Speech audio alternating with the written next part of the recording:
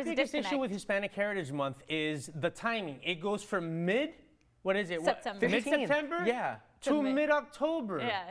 Are we already not, we were talking about the confusion with the words in the previous it's because segment. we're never on time, Umbi.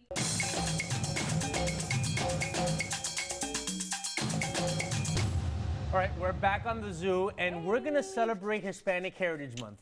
Yes, we are. But we're not just going to celebrate Hispanic Heritage Month for a month. We're going to celebrate Hispanic Heritage Month for a lifetime here on LATV, because we're the Latino Alternative Movement, or the Latinx Alternative Movement, just copying what we said before.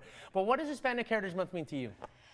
I think that's an interesting question. I feel like I was doing research on the Hispanic Heritage Month, right? There's a problem with the word Hispanic, but I feel like I didn't learn about it in school at all. So it's not until like recently that I'm realizing that this is a whole month of celebration. I didn't realize until I don't know that it was created until recently. No. By the way, So is it go ahead. new? I mean, was it not No. around when you? There was momentum in the 60s is what I was reading about. So I was like, for there to have been momentum in the 60s, and I'm barely learning about it now, like My there's a biggest disconnect. issue with Hispanic Heritage Month is the timing. It goes from September. Mid-September? Yeah. To mid-October. Yeah.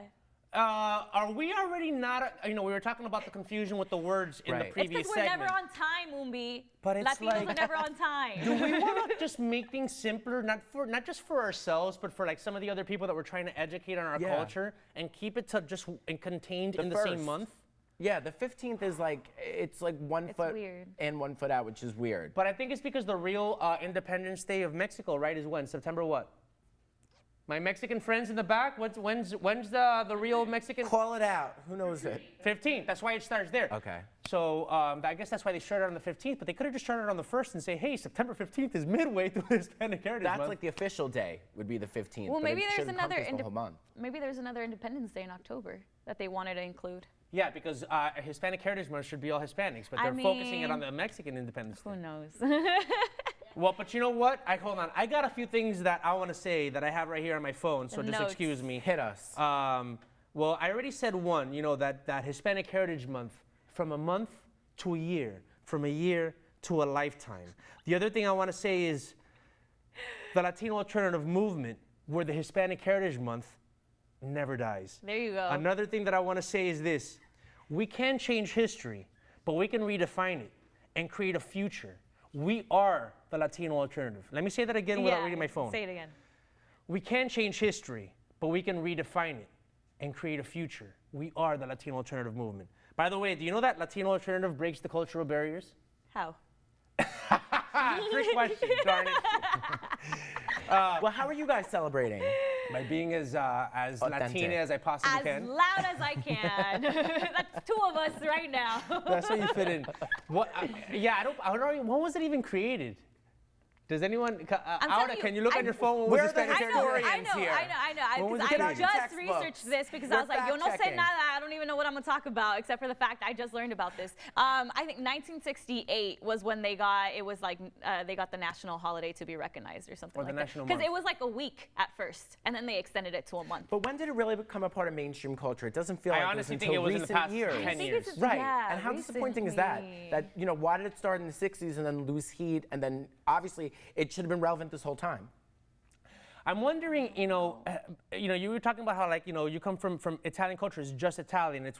With Latin culture, you have so many different nationalities, ethnicities, and races included, that we're still trying to figure out how we all fit in the same umbrella and how we can work together. And that's the important part, how we can work together. Right. That we still, I think, don't understand how to talk to other cultures about our very diverse and complex culture. And maybe Hispanic Heritage Month is the time to do it, but. Because I was going to say, of course I've heard of like Dolores Huerta, Cesar Chavez, and they're Mexican, so of course I know about them, but like I don't necessarily know about like Cuban revolutionaries, you know, and especially with like the Afro-Latinx movement, taking a more of a stage presence, then we're learning about them as well, and a lot of like repressed people. So I was just like, I feel like we're still just uncovering a lot of our history. You know what I uncovered about our history? What? Particularly because you were saying Cuba. Guess who I just found out recently, half Cuban? Sammy Davis Jr. What? His mom, he said at the time in the late 50s. Who's that?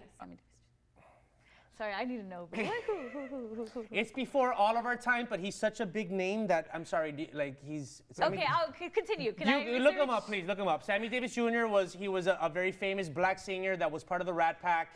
Frank Sinatra. Who was the other guy? Oh, okay, within that era. Okay, that's fine. This is before all our era, including mine. But He was the anyway, big one. He He was was one of very the big famous. ones, yeah. Now, his dad was Jewish. His mom was Afro-Latina. He would say that his mom was Puerto Rican because in the late 50s, early 60s, Cuba was kind of a hot topic. So he didn't know if it was like safe to say I'm Cuban. Wow, really? You know, so he Okay. said that his mom was Puerto Rican. It turns out his mom was actually Cuban.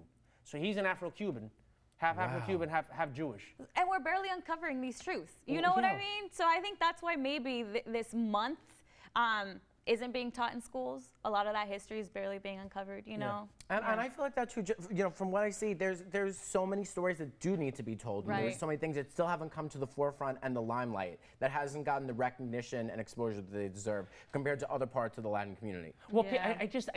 I wish they would teach more about, you know, we talk about like Latin assimilation in only recent years, you know. I think that with the rise, I think like the Edward James Olmos Hollywood sect has done a lot, right? They've definitely pushed starting in the 90s. I think some of my issues with them is that they're the ones that started saying, let's say Spanish words like Latino, Latina, instead of just saying Latin, and started adding these layers and layers, and then you get entangled. But they're the ones that started saying like, we're proud, right?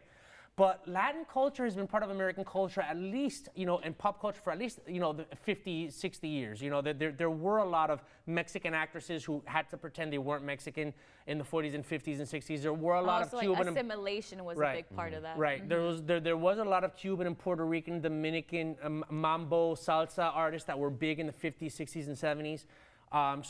You know, I wish they would teach that a little bit more. Latin American in the United States history didn't start in 2004. Of course, yeah.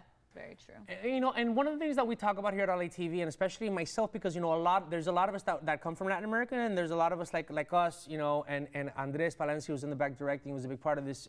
We were born in the United States, and so we think I always thought of myself as American of Latin descent, right? American of Cuban descent. That American Latino experience where we are part of the American cultural landscape, but when we go home, we'll have, you know, one or two parents speak to us in Spanish, and we have, you know, our American cuisine is mixed with Latin cuisine. That experience, I think, has to be explored more and understood more because we are assimilated, but we also need to reach back to our heritage, you know. Right. So we're gonna go to It's a commercial. mix. When we come back, we're gonna get, you know, some lessons in entrepreneurship. We'll be right back on the Zoo.